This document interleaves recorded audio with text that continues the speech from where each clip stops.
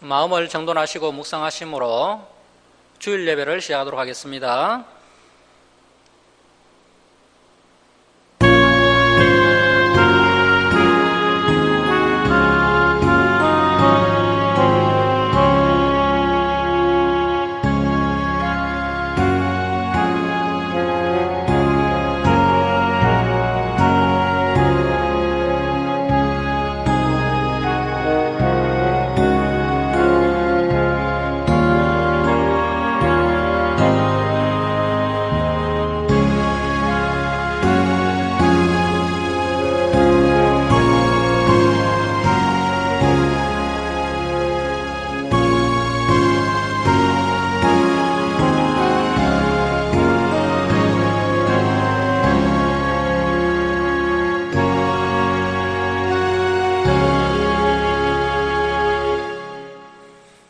할렐루야.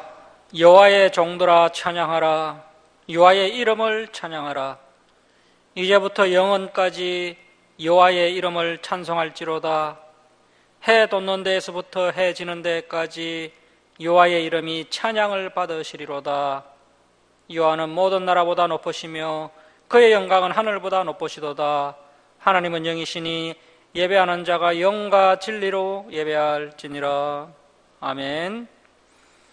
사랑의 하나님 아버지, 거룩한 주님의 날, 비록 함께 모여 예배드리지는 못하지만 각 가정에서 예배드릴 수 있도록 은혜 베풀어 주시니 감사드립니다. 저희들에게 2021년 새해를 허락해 주심을 감사드립니다.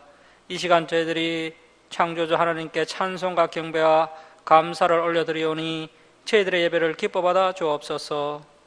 저희들이 온유하고 겸손한 마음으로 하나님의 생명의 말씀을 가슴판에 새기는 시간 되게 하시고 다시 새 힘을 공급받는 귀한 은혜의 시간 되게 하여 주옵소서. 감사드리며 우리를 구원하여 주신 예수님의 이름으로 기도드립니다. 아멘. 찬송 9장 드리겠습니다. 9장 찬송 드리겠습니다.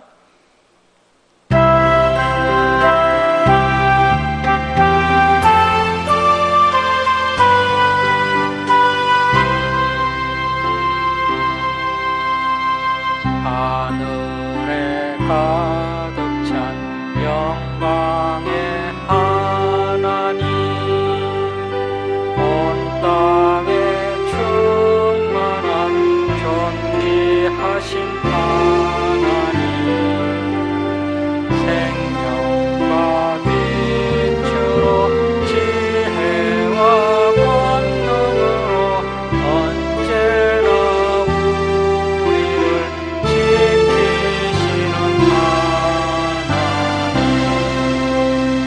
성부와 성자와 성령 삼위의 하나님, 우리 예배를 받아주시옵소서. 사랑이 넘치는 자비하신 하나님, 은혜가 풍성한 구원의 하나님, 자비의 심령에 평안을 주시옵고 죄악과 허물을 용서하여 주소서. 찬송과 영광과 생명, 구원의 하나님, 우리 예배를 받아주시옵소서.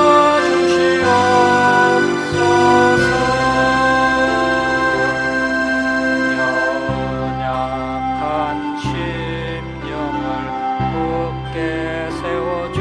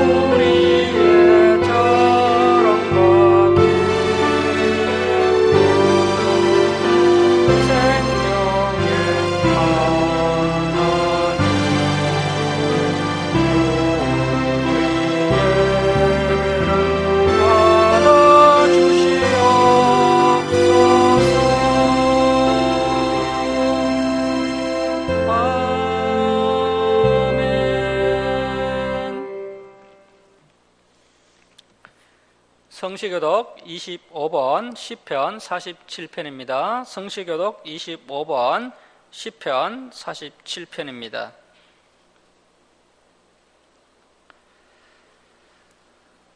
너희 만민들아 손바닥을 치고 즐거운 소리로 하나님께 애칠지어다. 지존하신 여호와는 두려우시고 온 땅의 큰 왕이 되심이로다.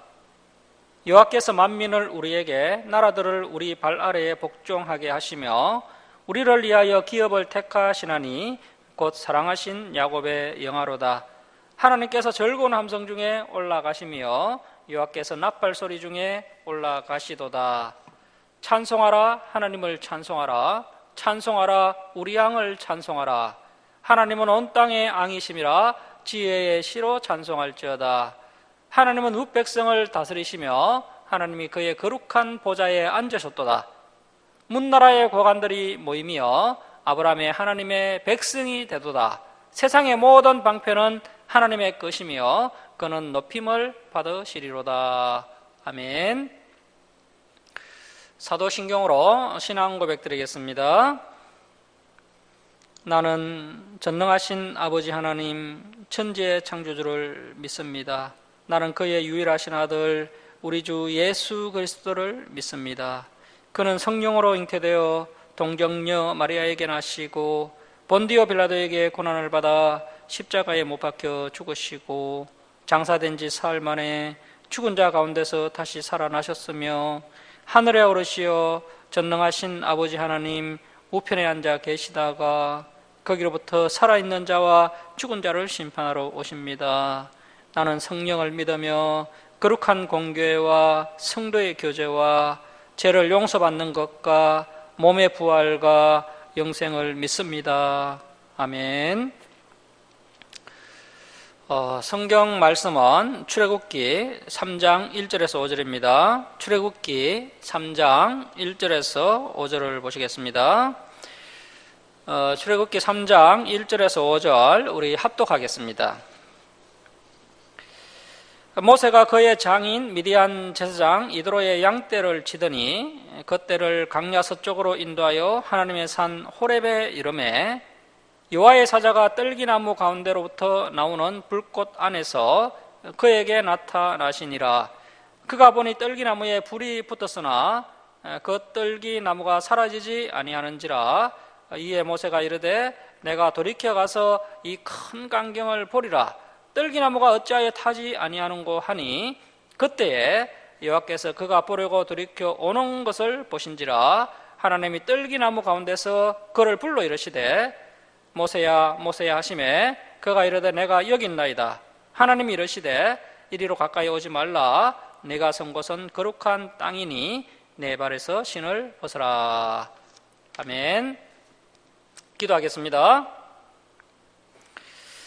사랑의 하나님 아버지, 거룩한 주일을 맞이하여 비록 함께 모여 예배드리지는 못하지만 영상으로 하나님 아버지께 예배드릴 수 있도록 은혜 베풀어 주심을 감사드립니다.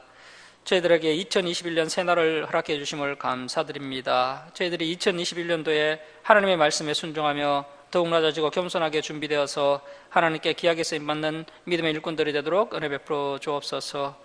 하나님 아버지, 코로나 바이러스로 인해 모두가 어렵고 힘든 시기지만 이 모든 것이 하나님의 계획 가운데 있음을 믿습니다. 저희들이 하나님의 뜻을 돌아보며 지난 잘못을 회개하며 변화되는 시간이 되도록 은혜 베풀어 주옵소서. 한국교회가 이제는 말씀으로 돌아가는 계기가 되도록 은혜 베풀어 주옵소서. 하나님 아버지, 이 나라 이 민족을 위해 기도합니다.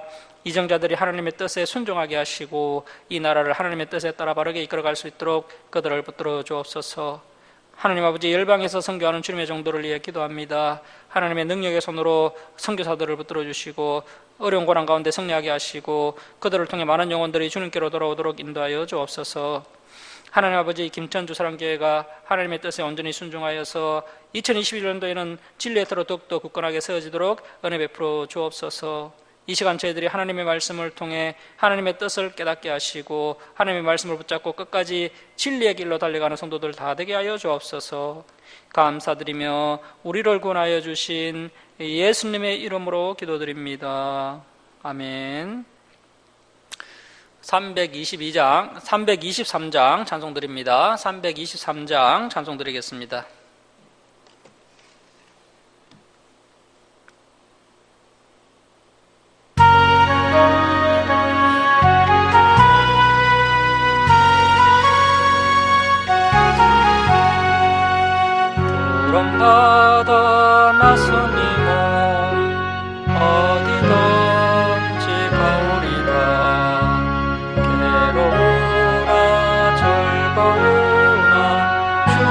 따라 가오리니 어느 누가 막으리까 주님들 막으리까 어느 누가 막으리까 주님들 막으리까 아골골짝 빛들어도 복음 들고 가오리며 소돔 같은 거리에도 사랑 안고 찾아가서 종의 몸에 지닌 것도 아낌없이 드리리라 종의 몸에 지닌 것도 아낌없이 드리리라 종기 영광 모든 것에 주님 홀로 받으소서 멸시천대 십자가는 제가 지고 가오리다 미움 없이 빚도 없이 감사하며 섬기리라 미움 없이 빚도 없이 감사하며 섬기리라 아멘.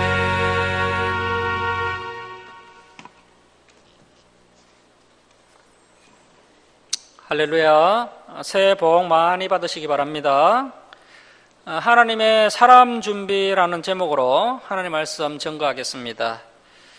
오늘부터 우리가 이제 출애굽기를 함께 살펴보겠는데요. 이 출애굽기는 40장까지 이어지고 있는데 주제별로 파악을 하면 대체로 5가지 주제가 있습니다. 첫 번째는 하나님의 사람 준비, 하나님께서 일을 하시려면 사람이 먼저 준비되어야 한다는 것입니다. 하나님께서 430년간 이스라엘 백성들을 구원하시기 위해서 모세라는 한 사람을 준비하셨습니다. 자, 그리고 이제 두 번째 주제는 하나님의 자기 계시입니다. 하나님의 자기 계시. 10가지 재앙을 애고방 바로와 그의 백성들에게 내리시면서 1차적으로는 이스라엘 백성들에게 나는 이러이러한 하나님이시다라고 이스라엘 백성들에게 하나님을 보여주시고 또 그와 함께 바로와 그의 백성들에게도 하나님이 만왕의 왕이시고 또 하나님이 참신이시고 하나님은 전지전능한 분이시다라고 10가지 재앙을 통하여서 하나님께서 자기를 계시하고 계신 것입니다. 자, 그 다음에 이제 세 번째 주제는 유월절 애굽 탈출입니다. 유월절 애굽 탈출. 유월절에 어린 양의 피를 문설주에 발라서 그 피가 발라져 있는 집은 죽음의 천사들이 그냥 넘어가게 되고 피가 묻어있지 않은 집은 그래서 이제 대체로 애굽 사람들의 집에는 이 피가 묻어있지 않았기 때문에 애굽 사람들의 집의 모든 장자들이 다 죽임을 당하게 됩니다. 그리고 이제 그 다음날 이스라엘 백성들이 애굽을 탈출하게 됩니다. 자, 그리고 이제 네 번째 주제는 시내산 언약입니다. 시내산 언약. 이 시내산 언약은 매우 중요한 내용입니다. 이 시내산 언약이 구약의 중심 내용이 되겠습니다. 우리가 이것을 놓치고서는 구약 성경을 제대로 볼 수가 없습니다. 자, 그리고 이제 다섯 번째 주제는 성막 건축입니다. 성막 건축. 지금은 성막 시대가 지나갔고 교회 시대입니다.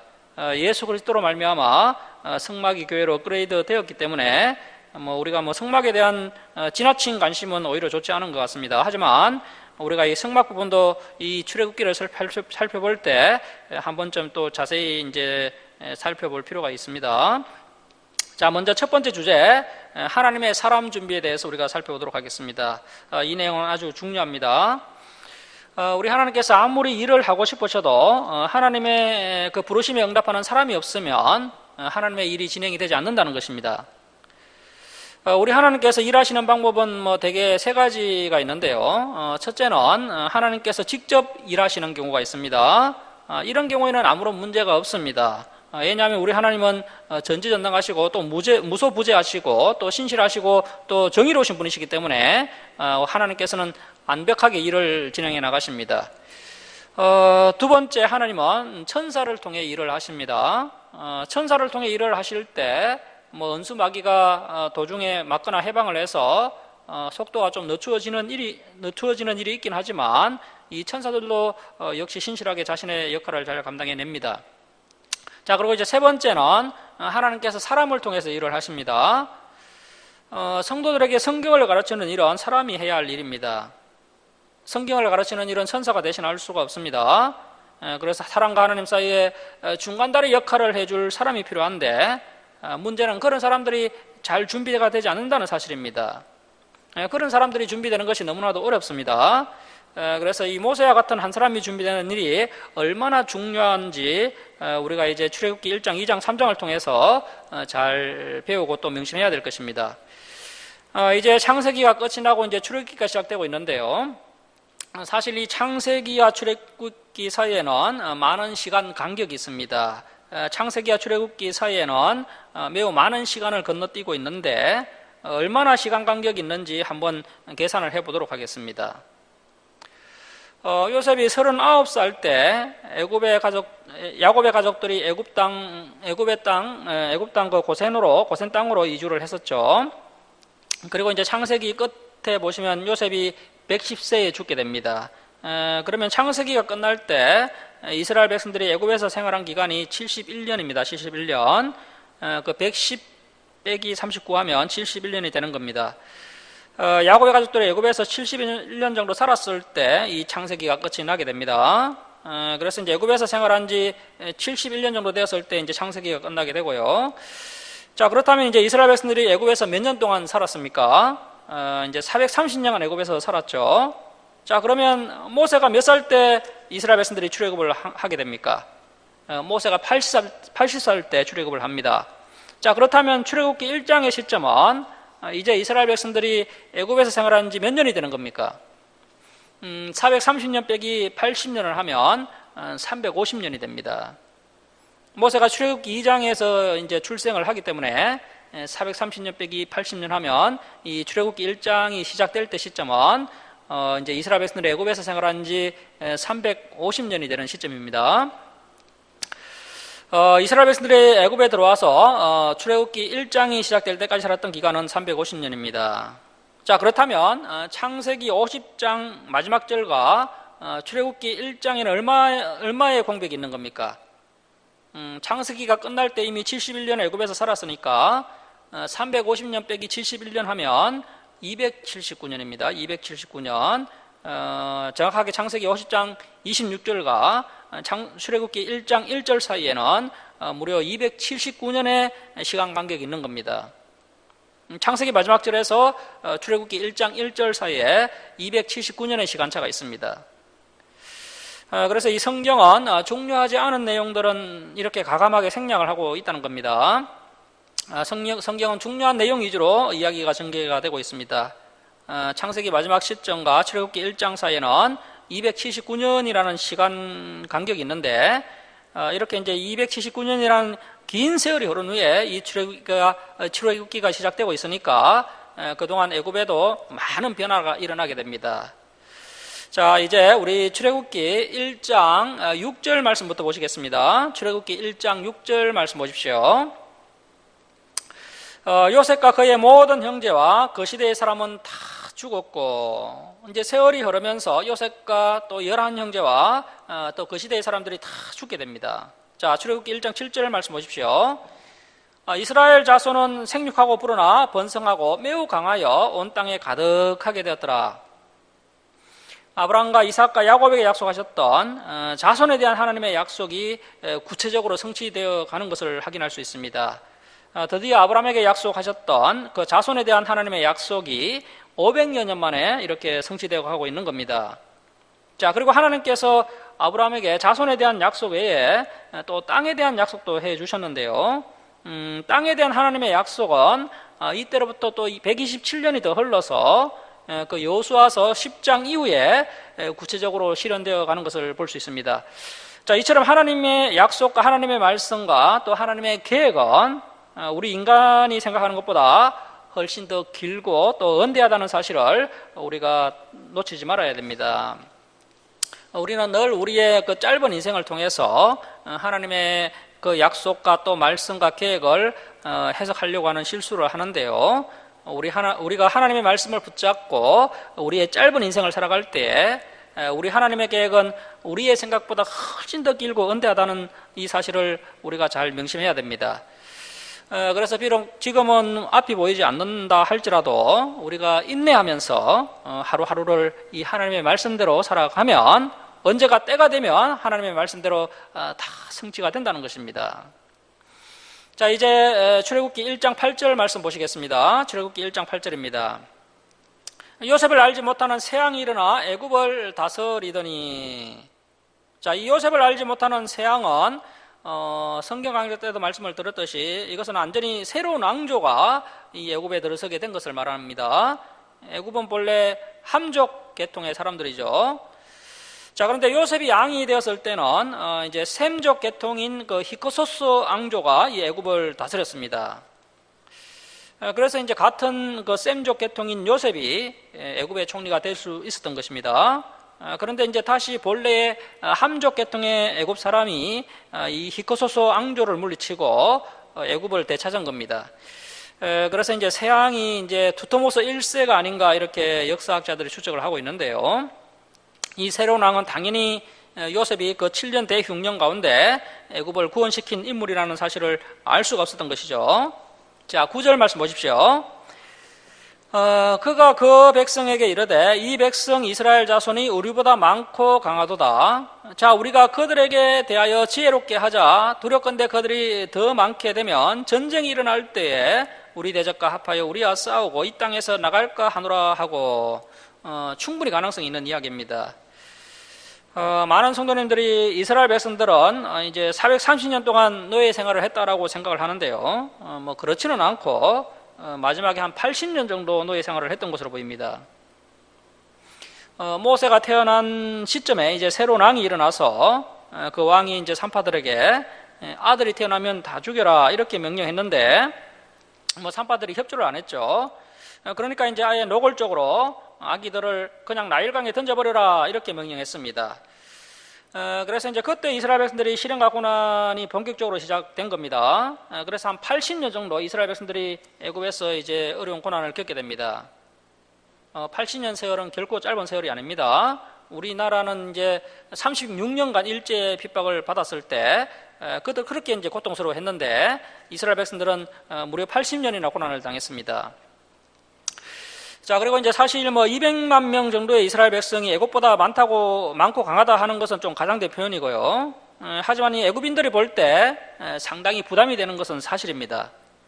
만약 다른 민족과 전쟁이 일어났을 때 이 이스라엘 백성들이 이제 배신을 하면 집안의 적군을 들여다 놓은 것과 같은 상황이 되는 겁니다.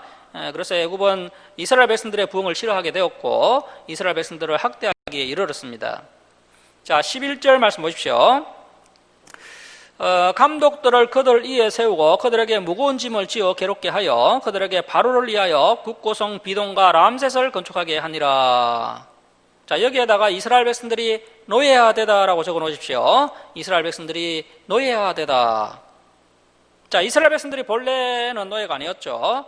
자, 그런데 이제 279년이라는 세월이 흐른 후에 요셉을 알지 못하는 새로운 왕조가 등장하면서 이때 이스라엘 백성들이 노예화되는 장면이 성경에 소개되고 있는 겁니다. 오늘날 이 국고성 비동과 람셋의 성지순례를 많이 가는데요. 코로나가 끝나면 우리 성도님들도 이 비동과 람셋에 한번 성지순례를 가보시기 바랍니다. 자, 이 이집트 비동과 람셋에 가보면요, 이곳은 돌이 없는 지형이라고 합니다. 자, 그래서 어떻게 이 엄청난 돌들을 이렇게 가지고 와서 이 큰 성을 쌓을 수가 있었는지 이제 미스터리가 아닐 수가 없는데요. 그래서 이 돌들을 어디서 옮겼는지를 찾다 보니까 저 나일강 상류 쪽 한 1200km 정도 올라가면은 아스완 댐이라는 곳이 있는데 그곳에 이제 큰 돌들이 많이 있다고 합니다. 그래서 이제 역사학자들이 이제 추측하기로는 그 1200km 떨어진 그 아스완에 있는 그 돌들을 떼어다가 그것을 또 이제 뗏목에 실어가지고 나일강 하류까지 옮겨와서 그 하루에서 또 이 비동과 람셋까지 이 돌을 굴려가지고 온 것이 아닌가 이렇게 이제 추측을 하고 있습니다. 그런데 이 돌들 중에 큰 것은 뭐 길이가 한 30m 정도 되고요. 무게도 이제 900톤이나 나간다고 합니다. 그래서 이 큰 돌들을 어떻게 또 잘랐고 어떻게 또 뗏목에 실었으며 어떻게 또 나일강 하루에서 이 비동과 람세까지 또 옮겨왔는지 도저히 풀리지 않는 미스터리라고 합니다. 아무튼 이러한 혹독한 노동에 이제 이스라엘 백성들이 동원이 되었고 이러한 엄청난 노역들을 감당하느라고 이스라엘 백성들이 큰 고난을 당하게 되었던 겁니다. 자, 12절 말씀 보십시오. 그러나 학대를 받을수록 더욱 번성하여 퍼져나가니. 자, 이것이 바로 하나님의 백성들의 특징입니다. 학대를 받을수록 더욱 번성하여 퍼져나가니 애국 사람이 이스라엘 자손으로 말미암아 근심하여 이스라엘 자손에게 일을 엄하게 시켜 어려운 노동으로 그들의 생활을 괴롭게 하니 곧 흙 이기기와 벽돌 굽기와 농사의 여러 가지 일이라 그 시키는 일이 모두 엄하였더라. 이스라엘 백성들이 했던 대표적인 노동이 흙 이기기와 또 벽돌 굽기였습니다. 앞에서 그 국고성 비동과 람셋을 건축할 때 큰 돌들을 그 나일강 상류 아스완댐에서 운반했다고 이야기했는데요. 그래서 이제 그 성 중간중간에 큰 돌로 이제 기둥을 세우고 그 기둥 사이를 이 흙으로 만든 벽돌로 메었던 겁니다. 그리고 또 농사도 지어야 했습니다. 이렇게 이제 애굽이 히브리 민족 탄압 정책을 쓰게 된 것입니다. 자, 15절 말씀 보십시오. 애굽 왕이 히브리 산파 십브라라 하는 사람과 부하라 하는 사람에게 말하여 이르되 너희는 히브리 여인을 위하여 해산을 도울 때에 그 자리를 살펴서 아들이거든 그를 죽이고 딸이거든 살려두라. 자, 줄을 치겠습니다. 그러나 산파들이 하나님을 두려워하여 줄을 칩니다. 그러나 산파들이 하나님을 두려워하여 애굽 왕의 명령을 어기고 남자 아기들을 살린지라. 자, 여러분, 우리가 하나님을 두려워해야 됩니다. 우리를 능히 죽일 수도 있고 또 살릴 수도 있는 우리 하나님을 두려워해야 됩니다. 하나님을 두려워하는 사람이 가장 지혜로운 사람입니다. 십브라와 부하는 비록 가난하고 약한 사람들이었지만 하나님을 두려워할 줄 아는 아주 지혜로운 여인들이었습니다. 자, 18절 말씀 보십시오. 애굽 왕이 산파를 불러 그들에게 이르되 너희가 어찌하여 이같이 남자 아기들을 살렸느냐? 산파가 바로에게 대답하되 히브리 여인은 애굽 여인과 같지 아니하고 건장하여 산파가 그들에게 이르기 전에 해산하였더이다 하매. 이 여인들이 아주 지혜롭게 잘 대처를 했습니다. 자, 20절 말씀 보시면 하나님이 그 산파들에게 은혜를 베푸시니 그 백성은 번성하고 매우 강해지니라. 그 산파들은 하나님을 경외하였으므로 하나님이 그들의 집안을 흥황하게 하신지라. 하나님을 경외하고 또 세상왕의 명령을 거역한 이 믿음의 여인들에게 하나님께서 은혜를 베풀어 주셔서 그녀들의 집안을 흥황하게 해주셨습니다. 그래서 하나님을 경외하는 것이 지혜의 근본이고 또 하나님을 경외할 때 은혜와 복을 받게 된다는 것입니다. 하나님을 의식하고 하나님을 두려워하고 하나님을 경외하는 모습이 이 히브리 산파들에게 있었던 것입니다. 우리 인간들은 세상을 두려워하든지 또 하나님을 두려워하든지 또 어느 한 존재를 이렇게 이제 두려워하게 되어 있는데요. 저와 여러분은 하나님을 두려워해야 됩니다. 저와 여러분이 하나님을 두려워하면 세상을 두려워하지 않게 되고 담대하게 살아갈 수 있게 됩니다. 그래서 이제 여호와를 경외하는 것이 지혜의 근본이다라고 잠언 말씀에서 하고 있는데요. 잠언에서 하고 있는데요. 그래서 우리의 가슴판에 이 말씀을 다시 한번 새기고 이제는 하나님을 의식하고 하나님을 경외하는 참 믿음의 성도들이 되어야 합니다. 자, 1장 22절 우리 함께 읽겠습니다. 시작.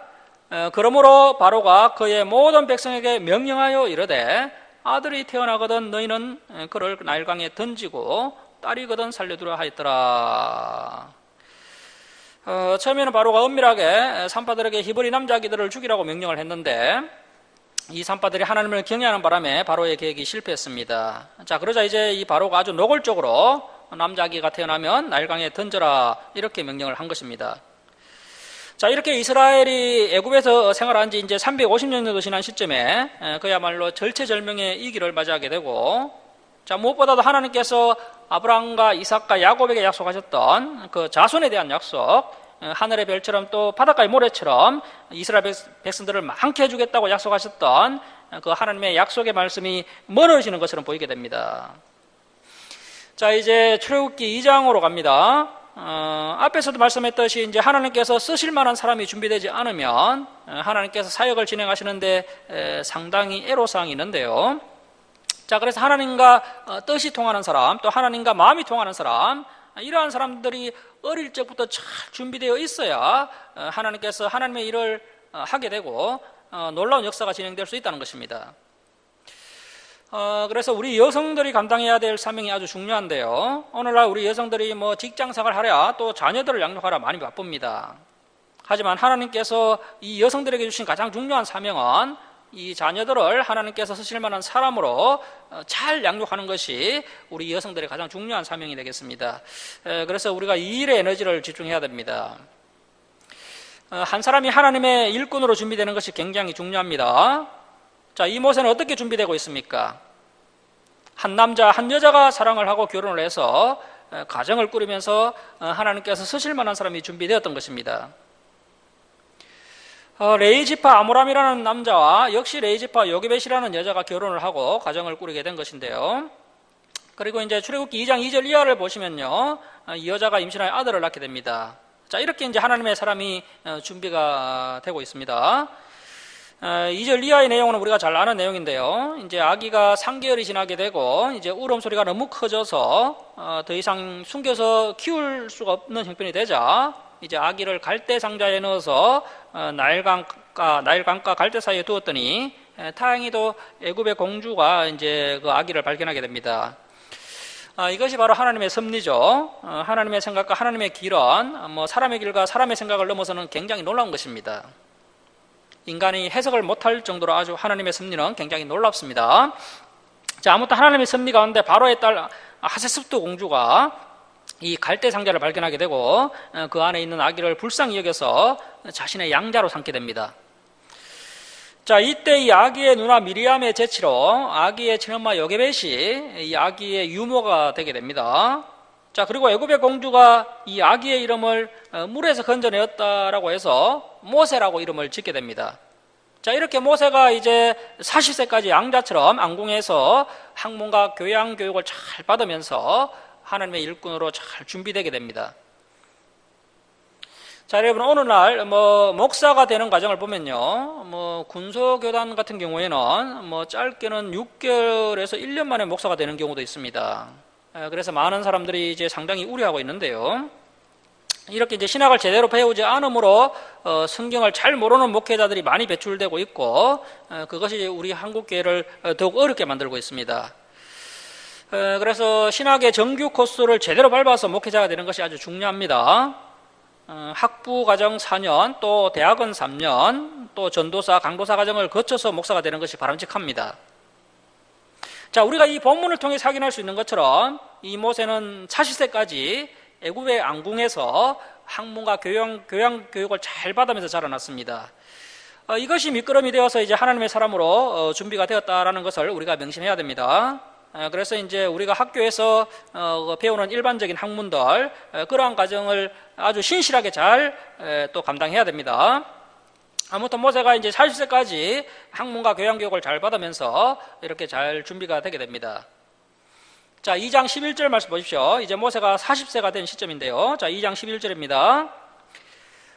모세가 장성한 후에 한 번은 자기 형제들에게 나가서 그들이 고되게 노동하는 것을 보더니 어떤 애굽 사람이 한 히브리 사람 곧 자기 형제를 치는 것을 본지라.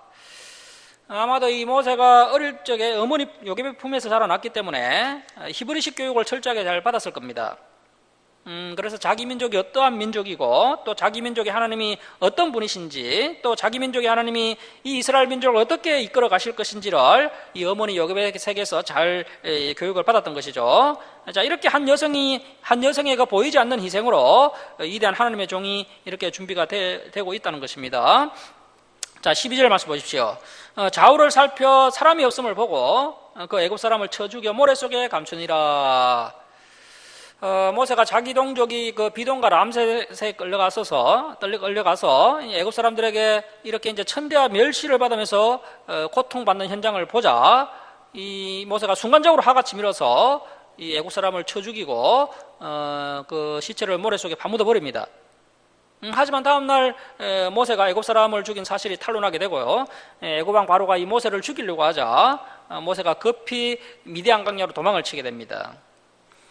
앙자 신분에서 한순간에 도망자 신세가 된 것이죠. 자, 15절 말씀 보십시오. 자, 15절 말씀 우리 함께 읽겠습니다. 자, 시작.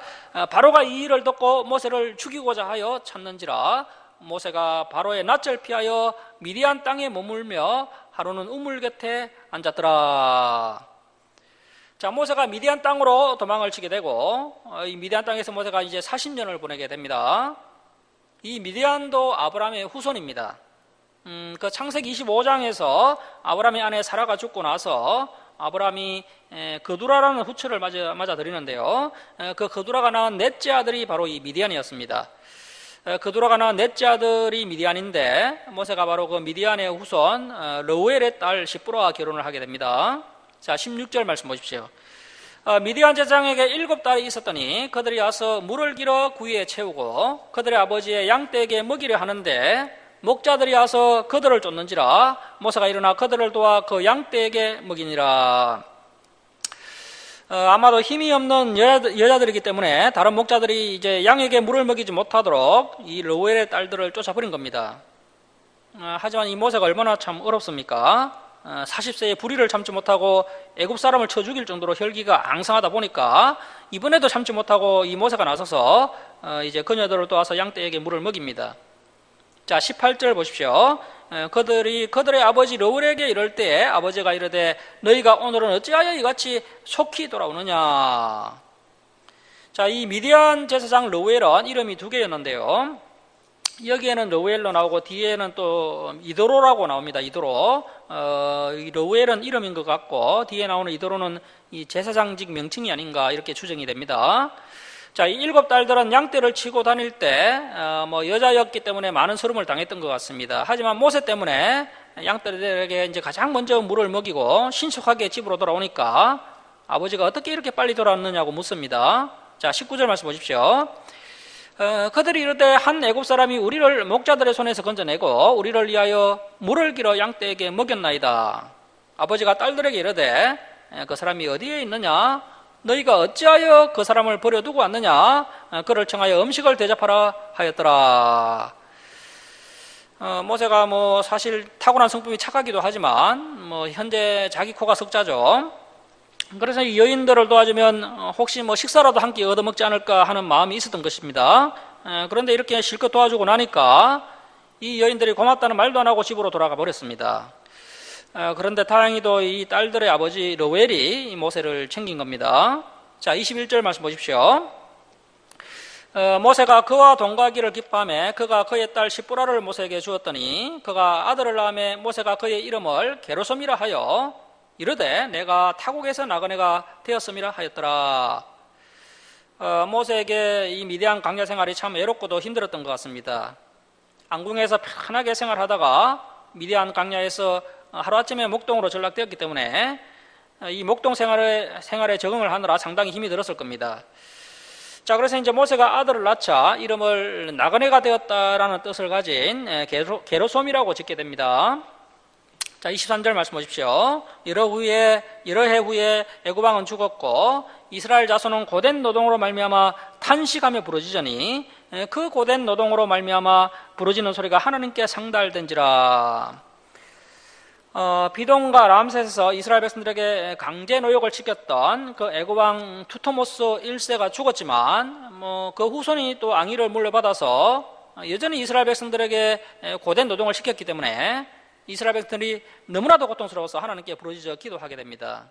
자, 24절 말씀 보십시오. 하나님이 그들의 고통 소리를 들으시고 하나님이 아브라함과 이삭과 야곱에게 세운 그의 언약을 기억하사.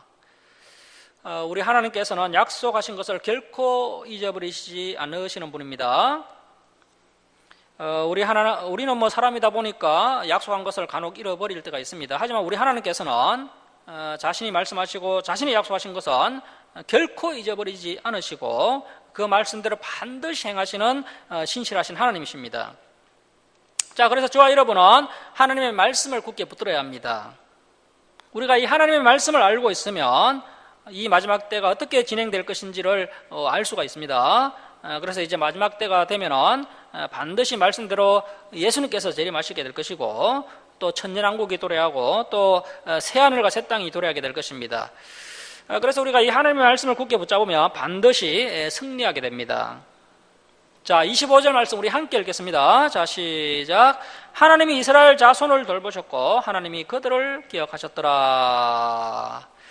자, 그래서 저와 여러분이 하나님의 말씀을 붙잡고 신앙생활을 하면 하나님께서 반드시 우리를 기억하시고 돌보십니다. 우리가 붙잡고 있는 이 언약의 말씀을 하나님께서 반드시 성취해 나가십니다. 자, 그래서 중요한 것은 우리가 이 하나님의 언약의 말씀을 붙잡고 살아가고 있는지 아니면 나의 욕심을 따라가고 살아가고 있는지 이 시간 한번 우리가 돌아봐야 됩니다. 우리가 하나님의 말씀을 붙잡고 살아갈 때 하나님의 돌보심의 은혜, 또 하나님의 기억해 주심의 은혜가 우리의 은혜가 될 수 있다는 것입니다. 자, 이렇게 이제 모세가 40세 때 미디안 땅으로 도망쳐 와서 십보라와 결혼을 하게 되고 미디안 광야 학교 생활 40년을 이렇게 보내게 되었던 것입니다. 우리가 이 모세를 이해하기 위해서 반드시 이렇게 애롭고 고되었던 이 미디안 광야 생활 40년을 알고 있어야 됩니다. 모세에게 이 40년의 세월이 얼마나 길고 힘들게 느껴졌겠습니까? 자, 그래서 우리도 이렇게 오랫동안 잘 준비가 되어야 합니다. 그리고 하나님의 뜻을 기다리는 성도가 되어야 한다는 것입니다. 모세의 그 120년의 인생 중에 80년의 세월이 출애굽기 2장에 다 요약되어 있는데요. 그래서 이제 설교자가 이러한 그 모세의 그 80년의 준비 과정에 대해서 잘 설명해 주지 않으면 성도님들이 착각을 할 수가 있습니다. 모세가 하나님께서 인받기 위해서 무려 80년간 준비되었던 과정을 살펴보지 않고 그냥 하나님께 놀랍게 쓰임받았던 나머지 그 40년만 바라보면은 우리 성도님들이 이러한 연단의 과정을 생략해버리고 빨리 쓰임받으려고 할 수 있다는 것입니다. 출애굽기 2장 단 한 장에 이렇게 80년의 준비 과정들이 요약되어 있는 겁니다. 모세가 앙궁에서 학문과 교양을 따갔던 그 40년, 그리고 또 애굽 사람을 죽인 후에 이렇게 미디안 광야로 도망을 쳐서 르우엘의 양떼를 치면서 보낸 40년. 모세는 마지막 40년간의 사역을 위해서 이렇게 무려 80년간을 준비하며 인내의 시간을 보냈다는 것을 우리가 명심해야 됩니다.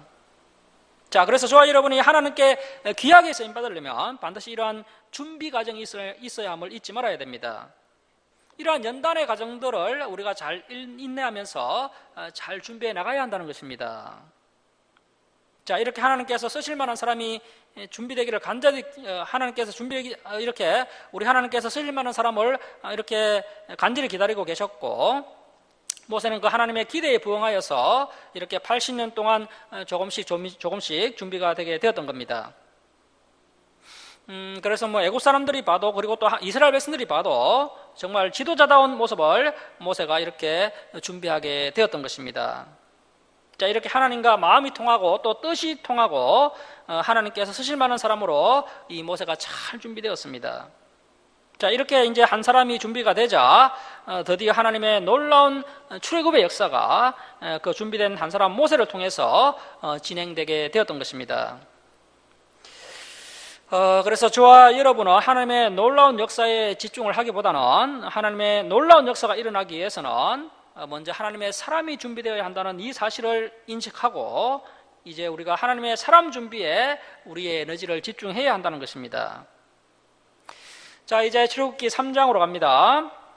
3장은 80년간 잘 준비한 모세에게 하나님께서 드디어 나타나셔서 출애굽의 사명을 맡기시는 것을 볼 수가 있습니다.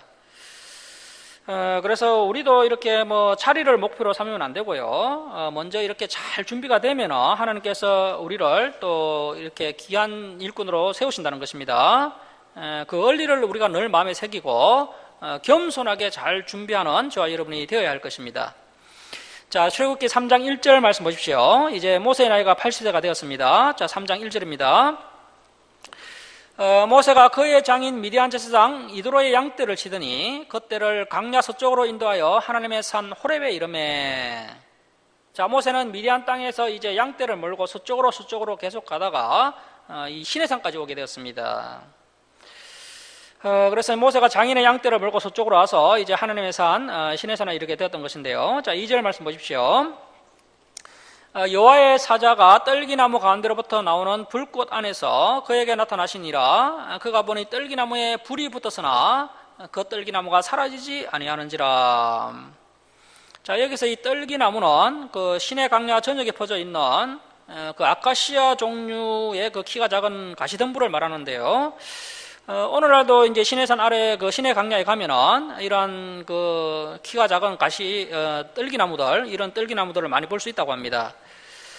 뭐 보통 뜰기나무에 불이 붙으면은 금방 다 타서 없어져야 하는데, 그런데 불이 붙었는데도 뭐 뜰기나무가 타서 없어지지 않고 그대로 유지가 되고 있으니까 모세가 아무리 봐도 뭐 참 신기한 겁니다. 그래서 이제 호기심을 가지고 이 불붙은 뜰기나무 가까이 나가게 되고 거기서 하나님을 만나게 됩니다. 자, 3절 말씀 보십시오. 이에 모세가 이르되 내가 돌이켜 가서 이 큰 광경을 보리라. 뜰기나무가 어찌하여 타지 아니하는고 하니 그때에 여호와께서 그가 보려고 돌이켜 오는 것을 보신지라. 하나님이 뜰기나무 가운데서 그를 불러 이르시되 모세야 모세야 하심에 그가 이르되 내가 여기 있나이다.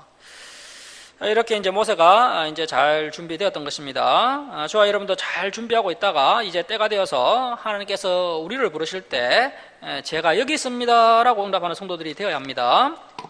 자, 5절 말씀 보십시오. 하나님이 이르시되 이리로 가까이 오지 말라. 내가 선 곳은 거룩한 땅이니 내 발에서 신을 벗으라. 이 하나님과의 이 만남의 시간은 참 거룩한 시간이고 또 아주 중요한 순간입니다. 이 순간에 하나님께서 모세에게 내 발에서 신을 벗어라 라고 말씀하십니다. 신을 벗는다는 것은 노예를 의미합니다. 현재 하나님께서 모세에게 신을 벗으라고 말씀하신 것은 모세야 너는 이제 나의 종이 되어야 한다라고 말씀하고 계신 것입니다. 그래서 저와 여러분도 교회를 섬기고 또 하나님께서 우리에게 맡겨주신 이 사역을 감당할 때 가장 중요한 자세가 바로 이 종의 자세입니다. 뭐 주장하는 자세가 되면 안 됩니다. 담임 목사부터 시작해서 성도님들까지 다 종의 자세로 교회를 섬기는 모습이 우리에게 있어야 한다는 것입니다. 자, 앞의 내용과 연결해서 잠시 한번 생각을 해보면요. 40년간 앙자처럼 앙공에서 훈련을 받은 모세에게 부족한 부분이 있었던 것입니다. 모세가 젊었을 때 애굽 사람을 쳐 죽인 것을 보아 알듯이 이 모세는 아주 성격이 급하고 아주 절제하지 못하는 그런 성품이었던 것입니다. 그래서 이 모세에게 이렇게 이제 낮아지고 엎드리고 섬기는 겸손한 종의 모습이 많이 부족했던 것인데요. 그래서 하나님께서 이렇게 이제 40년 미디안 강야 학교를 통해서 이 모세를 이렇게 낮아지는 모습으로 변화시켜 주신 것입니다. 그래서 우리 하나님께서 이제 미디안 강야 학교를 통해서 이제 세 가지 과목을 신설하셨는데요. 그 세 가지 과목이 뭐냐면 바로 낮아짐, 또 섬김, 엎드림, 이 세 과목들을 하나님께서 신설하시고 강야 학교로 이 모세를 내몬 것입니다. 모세가 앙공에서 40년간 실력을 갖추었다면 이 미디안 강야 생활 40년간은 이렇게 겸손한 인품을 갖추도록 하나님께서 이 모세를 훈련하셨던 것입니다. 우리도 낮아지고 섬기고 또 엎드리는 겸손한 종의 모습으로 잘 훈련이 되어야 됩니다. 이러한 겸손한 종의 모습이 훈련되어야 하나님께서 우리를 마음껏 사용하실 수가 있습니다. 그래서 하나님께서 80년간의 시험을 잘 통과한 모세를 사용하시기 직전에 다시 한번 이렇게 최종적으로 부르셔서 내 발에서 신을 벗어라 이렇게 말씀하시면서 다시 한번 이 모세를 낮추시는 것을 볼 수가 있습니다. 자, 이러한 40년간의 종의 훈련이 있었기 때문에 이러한 과목들을 너무 또 성실하게 모세가 잘 이수했기 때문에 나중에 이제 민수기 그 12장 3절을 보면 이 모세의 성품이 어떻다고 말씀하고 있습니까? 이 사람 모세는 온유함이 지면의 모든 사람보다 더하더라.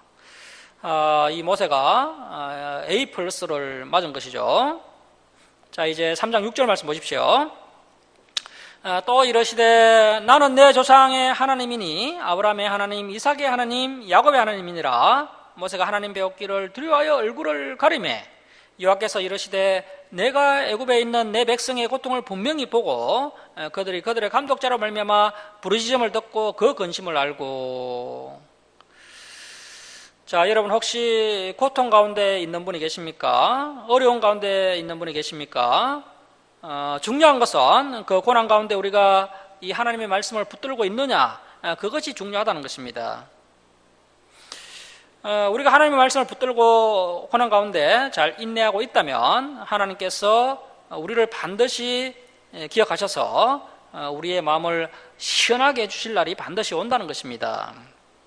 자, 8절 말씀 보십시오. 내가 내려가서 그들을 애굽인의 손에서 건져내고 그들을 땅에서 인도하여 아름답고 강대한 땅, 젖과 꿀이 흐르는 땅, 곧 가나안 족속, 헷 족속, 아모리 족속, 브리스 족속, 히 족속, 여부서 족속의 지방에 데려가려 하노라. 이제 가라. 이스라엘 자손의 부르짖음이 내게 달하고 애굽 사람이 그들을 괴롭히는 학대도 내가 보았으니 이제 내가 너를 바로에게 보내어 너에게 내 백성 이스라엘 자손을 애굽에서 인도하여 내게 하리라. 하나님의 계획은 이스라엘 백성만 한두 명을 구하는 것이 아니라 200만 명의 이스라엘 백성 전부를 애굽에서 이끌어내는 것입니다. 자, 그리고 하나님께서 약속하신 그 약속의 땅, 가나안 땅으로 들어가게 하시는 것입니다. 이 당시 애굽은 세계에서 가장 강한 나라입니다. 그러나 하나님께서는 능치 못하시는 일이 없으십니다.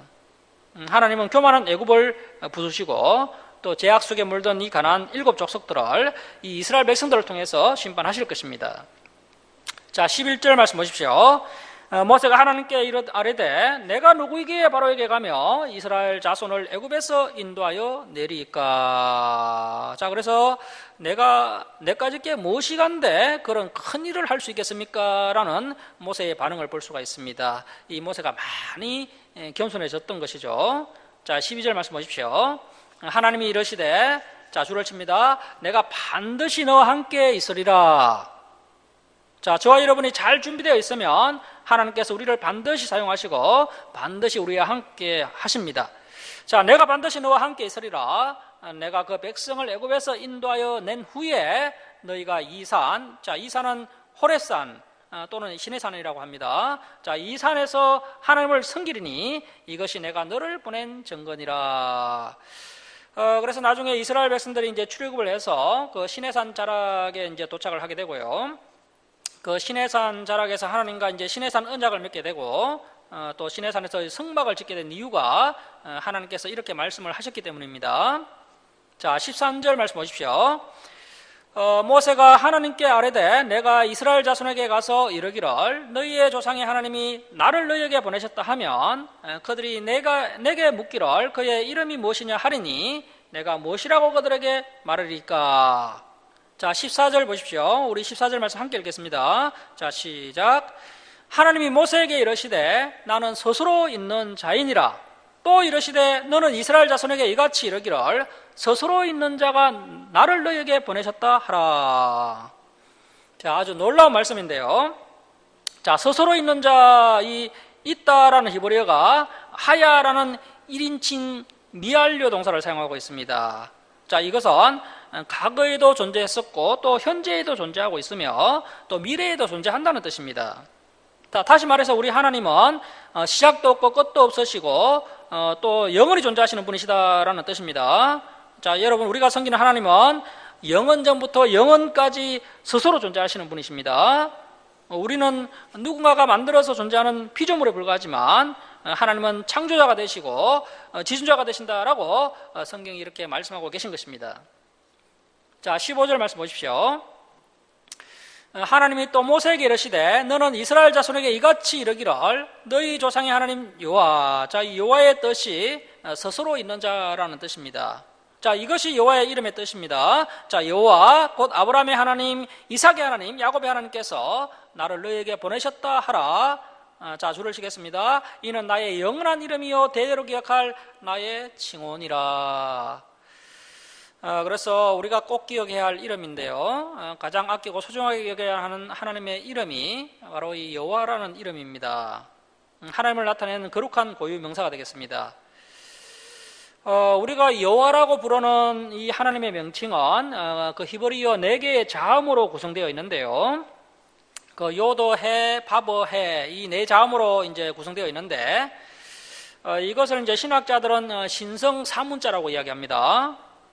이 신성 사문자 4자음을 우리 개역 성경에서는 여호와라고 언역을 했고요. 그 공동 번역 성경에서는 야훼 또 야해라고 음역을 했습니다. 하지만 사실 정확한 발음은 아무도 모릅니다. 중세 어느 때 이제 이 정확한 발음을 잃어버렸다라고 신학자들이 추정을 하고 있습니다. 왜 이렇게 하나님의 정확한 명칭을 잃어버렸느냐 하면 그 신명기 5장 11절을 보면요, 너는 내 하나님 여호와의 이름을 망령되이 일컫지 말라. 나 여호와는 내 이름을 망령되이 일컫는 자를 죄 없는 줄로 인정하지 아니하리라. 이렇게 하나님께서 여호와라는 이름의 사용을 십계명을 통해서 이렇게 굉장히 경계를 하셨다는 겁니다. 그래서 우리 믿음의 선조들이 하나님의 이름을 함부로 부를 수가 없었던 것이죠. 1년에 한 번 대제사장이 지성소에 들어갔을 때 그때 이제 대제사장이 딱 한 번 여호와여 하면서 하나님의 이름을 한번 불렀습니다. 자, 이렇게 하나님의 이름을 거의 부르지 않다 보니까요, 이제 후대에 내려오면서 언제인지는 알 수 없지만 이 하나님의 정확한 이름을 잃어버리게 된 것이고요.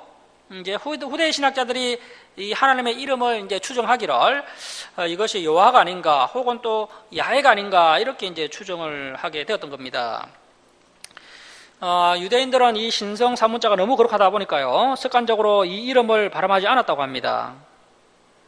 그리고 또 이제 성경 필사자들이 이 신성 사문자를 기록할 때 매번 목욕을 한 후에, 그리고 새 옷으로 갈아입은 후에 이 신성 사문자를 기록했고, 또 기록한 후에는 그 붓을 다시 사용하지 않고 부러뜨렸다고 합니다.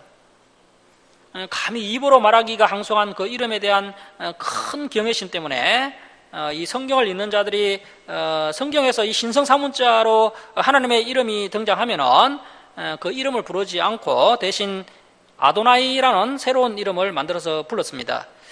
이 아도나이라는 뜻이 나의 주님이라는 뜻입니다. 감히 하나님의 이름을 부르지 못하고 이렇게 주님이라고 부르게 된 것이고, 이것이 바로 이제 주님의 기원이 되겠습니다. 그래서 여호와라는 그 신성 사문자가 나오면 이제 그 밑에다가 이제 아도나이 주님이라고 각주를 달아서 이제 이스라엘 백성들이 그렇게 이제 성경책을 읽었던 것입니다. 그리고 이제 신약 성경을 보시면요, 여호와라는 단어가 전혀 나오지 않습니다. 신약 성경을 보시면 심지어 예수님께서도 감히 여호와라는 이름을 사용하지 않습니다. 그 어떤 신약 성경 기자도요, 단 한 번도 여호와라는 이름을 사용하지 않습니다. 그래서 우리도 이제 기도할 때 여호와라는 이름을 함부로 부르면 안 되겠습니다. 우리가 성경을 읽을 때나 공부할 때는 어쩔 수 없이 이제 여호와라는 이름을 부를 수가 있지만, 개인적으로 기도할 때는 이렇게 이제 여호와라는 이름을 사용하면 안 됩니다. 예수님께서 가르쳐 주신 대로 하나님 아버지 이렇게 이제 부르면 되겠습니다. 자, 이렇게 이제 하나님의 이름을 부르는 것이 너무 조심스럽기 때문에 이제 이렇게 이제 정확한 발음조차도 잃어버리게 되었다는 내용을 우리 성도님들은 잘 알고 계시고요. 그래서 그 이름을 함부로 부를 수가 없기 때문에 아도나이 주님이라고 부르게 되었다라는 사실을 이렇게 잘 알고 계시면 되겠습니다. 자, 이제 16절 말씀 보십시오. 너는 가서 이스라엘 장로들을 모으고 그들에게 이르기를 여호와 너희 조상의 하나님 곧 아브라함과 이삭과 야곱의 하나님이 내게 나타나 이르시되 내가 너희를 돌보아 너희가 애굽에서 당한 일을 확실히 보았노라. 내가 말하였거니와 내가 너희를 애굽의 고난 중에서 인도하여 내어 젖과 꿀이 흐르는 땅 곧 가나안 족속, 헷 족속, 아모리 족속, 브리스 족속, 히 족속, 여부스 족속의 땅으로 올라가게 하라 하셨다 하면 그들이 내 말을 들으리니 너는 그들의 장로들과 함께 애굽 왕에게 이르기를 히브리 사람의 하나님 여호와께서 우리에게 임하셨은즉 우리가 우리 하나님 여호와께 제사를 드리려 하오니 사흘 결정 광야로 가도록 허락하소서 하라. 원래는 사흘 결정 광야로 가려는 것이 아니라 이제 완전히 애굽을 나가려고 하는 것이죠. 처음부터 너무 이제 세게 나가면 이 바로가 흥분해서 이제 모세가 위험해질 수 있으니까 이렇게 한번 가볍게 이렇게 이야기를 하라는 것입니다. 자, 19절 말씀 보십시오. 내가 아노니 강한 손으로 치기 전에는 애굽 왕이 너희가 가도록 허락하지 아니하다가, 이 애굽 왕 바로 워낙 마음이 안악하기 때문에 10번째 재앙, 장자가 죽는 재앙 정도 당해야 무릎을 꿇게 되는 겁니다. 자, 20절 말씀 보십시오. 내가 내 손을 들어 애굽 중에 여러 가지 이적으로 그 나라를 친 후에야 그가 너희를 보내리라. 내가 애굽 사람으로 이 백성에게 은혜를 입히게 할지라. 너희가 나갈 때 빈손으로 가지 아니하리니. 자, 22절 말씀 우리 함께 읽겠습니다. 자, 시작. 여인들은 모두 그 이웃 사람과 및 자기 집에 거류하는 여인에게 은폐물과 금폐물과 의복을 구하여 너희의 자녀를 꾸미라. 너희는 애굽 사람들의 물품을 취하리라. 이스라엘 백성들이 도망치듯이 출애굽을 하는 것이 아니라 애굽 사람들의 귀한 물품들을 취해서 아주 당당하게 승리자의 모습으로 출애굽을 하게 될 것을 하나님께서 약속하고 계십니다. 말씀을 마치도록 하겠습니다. 사랑하는 성도 여러분, 우리 하나님의 약속과 계획은 굉장히 길고 원대하십니다. 길고 원대한 하나님의 계획 가운데 우리 주상교회가 쓰임받고 있는 것이며 저와 여러분이 그 사역을 감당하고 있는 것입니다. 그리고 또 세상 권세를 두려워할 것이 아니라 하나님을 두려워하는 믿음의 사람이 되어야 합니다. 하나님과 마음과 뜻이 통하는 사람, 또 어릴 적부터 잘 준비된 사람, 이렇게 하나님께서 쓰실 만한 다음 세대를 배출하는 우리 주사랑교회와 가정이 되어야 합니다. 모세는 40년의 사역을 위해서 80년간 준비가 되었습니다. 오늘날 사람들은 이 80년의 시간을 생략하고 싶어 합니다. 하지만 80년이 있어야 40년이 있다는 것입니다. 낮아지고 성기고 엎드리는 겸손한 종의 모습으로 잘 준비가 되어야 합니다. 저와 여러분은 이렇게 겸손한 종의 훈련을 잘 받아야 됩니다. 그래야 하나님께서 우리를 사용하실 수 있다는 것입니다. 자, 그리고 여호와라는 하나님의 이름을 우리가 가장 소중하게 여겨야 할 하나님의 영원한 친구라는 사실을 명심해야 됩니다. 그래서 우리가 하나님의 이름을 함부로 부르는 것을 조심하고 우리가 하나님을 경외하는 성도들이 되어야 합니다.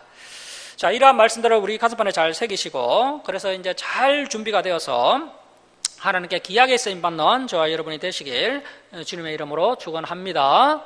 자, 기도하겠습니다. 사랑의 하나님 아버지, 이 출애굽기를 통하여서 귀한 또 진리의 말씀을 저희들에게 또 깨닫게 하시니 감사드립니다. 하나님의 그 약속과 계획은 굉장히 길고 원대하다는 사실을 깨달았습니다. 하나님께서 반드시 말씀대로 행하시고 또 이루어 가시는 줄을 믿습니다.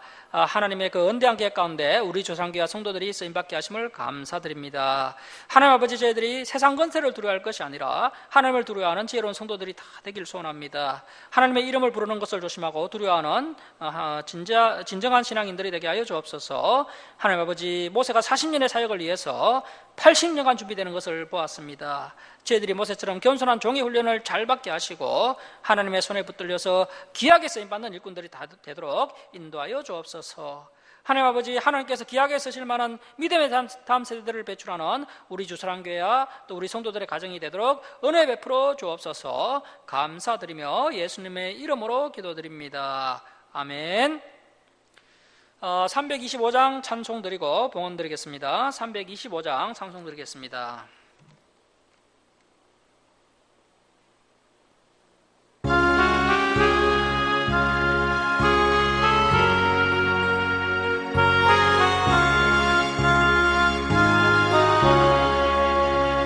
예수가 함께 계시니 시험이 오나 겁없네. 기쁨의 걸음 되시는 예수를 위해 삽시다. 날마다 주를 섬기며 언제나 주를 기리고 그 사랑 안에 살면서 땅길로 가지갑시다. 이 세상 사는 동안에 주의름 전파하면서 무한한 복상 주시는 예수를 위해 삽시다. 날마다 주를 섬기며 언제나 주를 기리고 그 사랑 안에 살면서 땅길로 가지갑시다. 이 세상 친구 없어도 예수는 나의 친구니 우리의 님을 버리고 예수를 위해 삽시다. 날마다 주를 섬기며 언제나 주를 기리고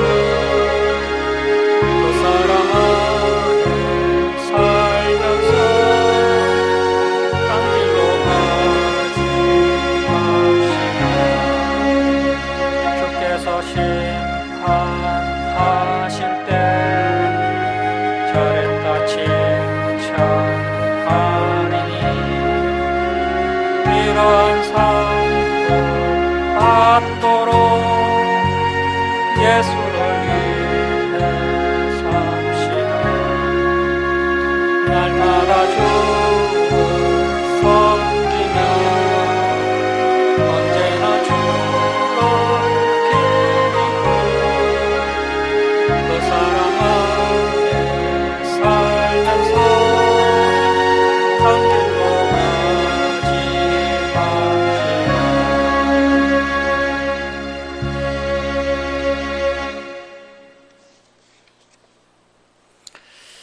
봉헌 드리겠습니다. 사랑의 하나님 아버지, 한량없는 은혜와 사랑에 감사드립니다. 죄악 가운데 멸망당할 저희들을 독생자 예수 그리스도의 보혈로 구원하여 주시고 날마다 진리의 길로 인도해 주시니 감사드립니다. 저희들이 하나님의 크신 사랑과 은혜에 감사하며 또 저희들의 필요를 채워주심을 감사하며 하나님께 예물 올려드립니다. 기뻐 받아 주옵소서. 이 예물 올려드린 주님의 백성들, 주님께서 날마다 동행하여 주옵시고 또 그들의 가정에 감사 기쁨이 넘쳐나게 하여 주옵소서. 또 그들의 기도에 응답하여 주시고 또 그 부족한 부분을 아시오니 주님께서 풍성하게 채워 주옵소서. 이 예물이 쓰는 것마다 하나님의 영광이 나타나게 하여 주옵소서. 감사드리며 예수님의 이름으로 기도드립니다. 아멘. 교회 소식을 전하겠습니다. 2021년도에 새해 복 많이 받으시기 바랍니다. 정부 방역 지침에 따라서 이제 1월 17일까지 온라인 예배를 드려야 될 것 같습니다. 꼭 가정에서 함께 모여서 예배를 빠지지 마시고 반드시 들으시길 당부드리겠습니다. 코로나 예방 수칙을 잘 준수하셔서 건강을 잘 지키시기 바랍니다. 그리고 1월 8일 우리 박세빈 학생의 생일인데 축하를 드립니다. 주일 예배 때 살펴봤던 말씀들을 한 주간 동안 복습하시고 또 다음 주일에 진행될 말씀들도 미리 잘 읽어오시기 바랍니다. 5장 찬송 드리고 축도로 예배를 마치겠습니다.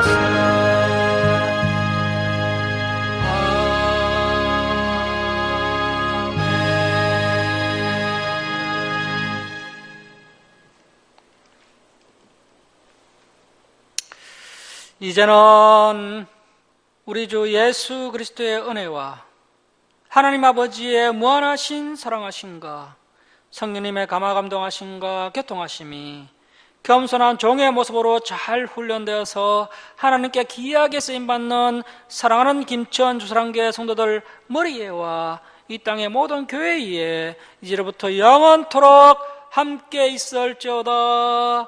아멘.